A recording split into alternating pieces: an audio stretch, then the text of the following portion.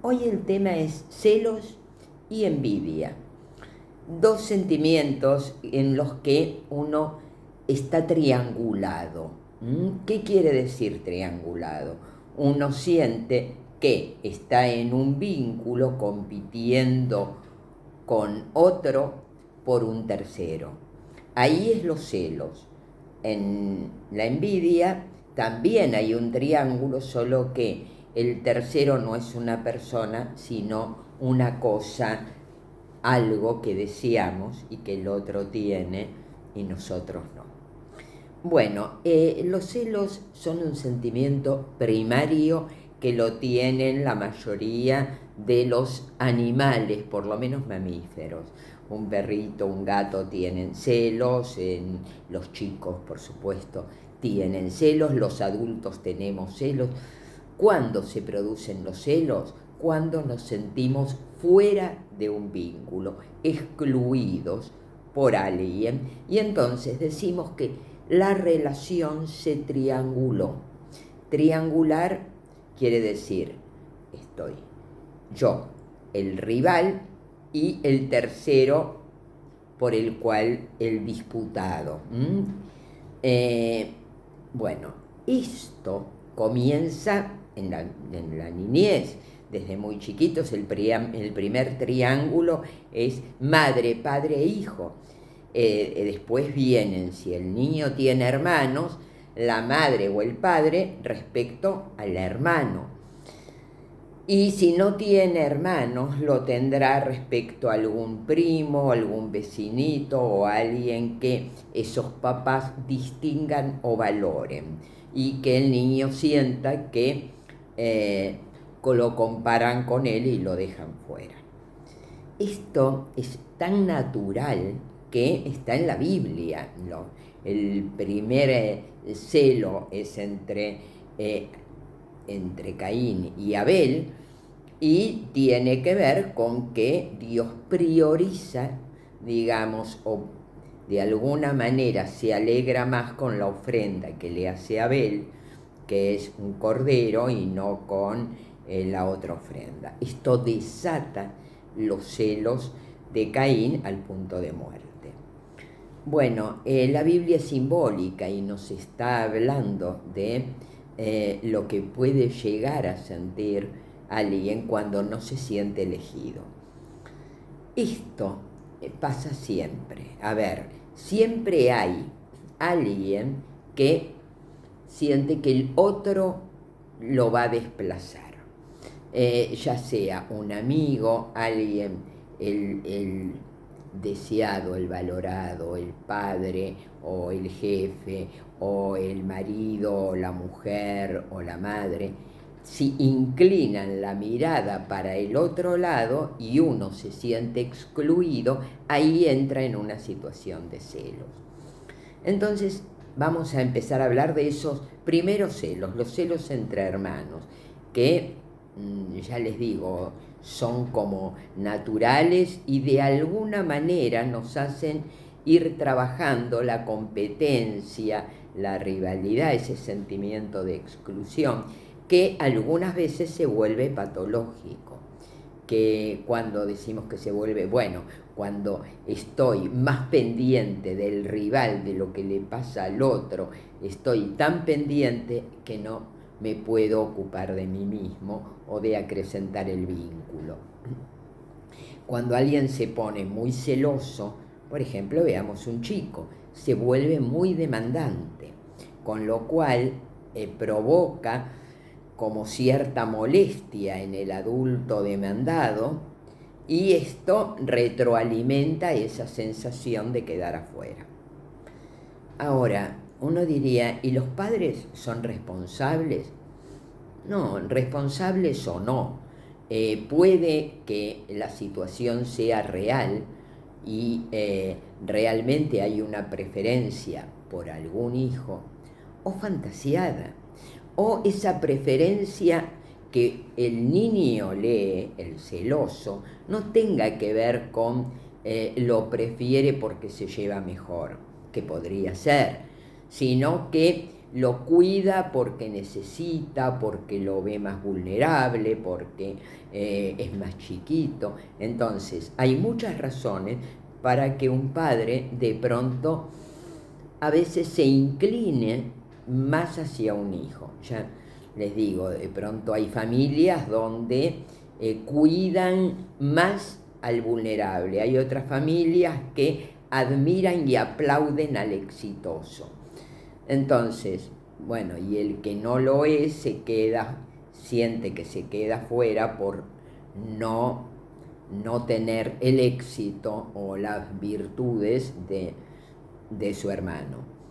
Pero también podría ser que los padres se inclinen por el más chiquito o el más vulnerable. Y entonces el que no lo es se siente desplazado y siente que tiene que pagar un costo por su éxito.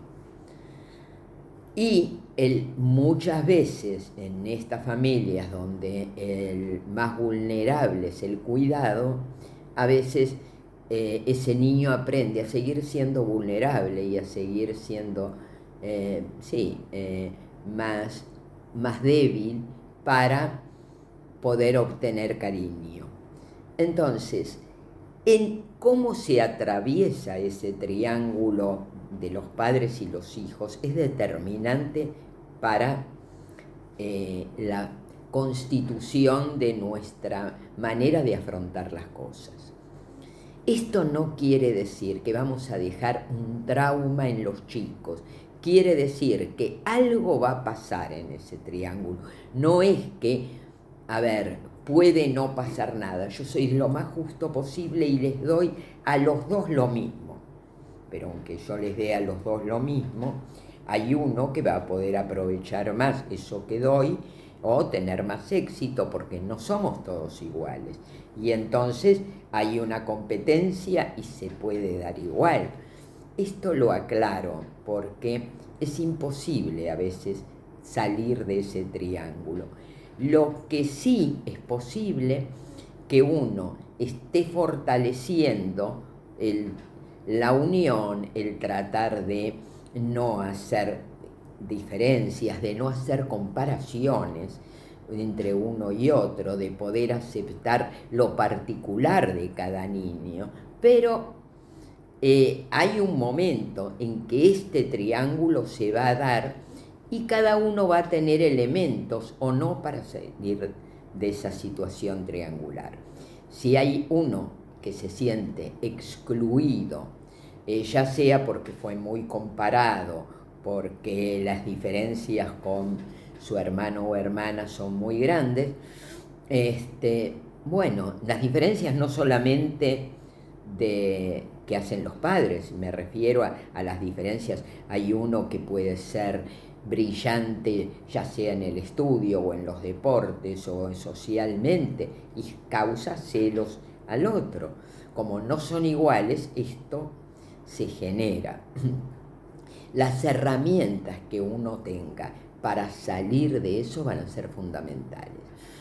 El tema es, si yo puedo aceptar que no somos todos iguales, que realmente cuál es la particularidad mía y no quedar pendiente comparándome con el rival, porque cuando hay celos, obviamente hay uno que es el disputado y el otro es el rival, pero la gente muy celosa termina estando tan pendiente de su rival que es el que marca su vida, o de ese hermano o hermana que cela, o de esa persona con la que compite por su pareja, fantaseando incluso a veces cuando no existe ningún tipo de relación entre la pareja y el tercero, los celos muchas veces son los que colocan al otro en una situación de valorización tal que si no había ninguna relación, termina creándose a partir de los celos. Es decir, vamos a poner un hombre que compite con otro hombre por su mujer y que la mujer nunca miró a ese hombre, pero el otro lo cela permanentemente, lo está colocando en un lugar de valoración que tal vez la mujer termina mirándolo y realmente fijándose en él. Entonces, siempre que hay celos, hay una triangulación que puede ser real o nada más que de la mente de la persona, imaginaria.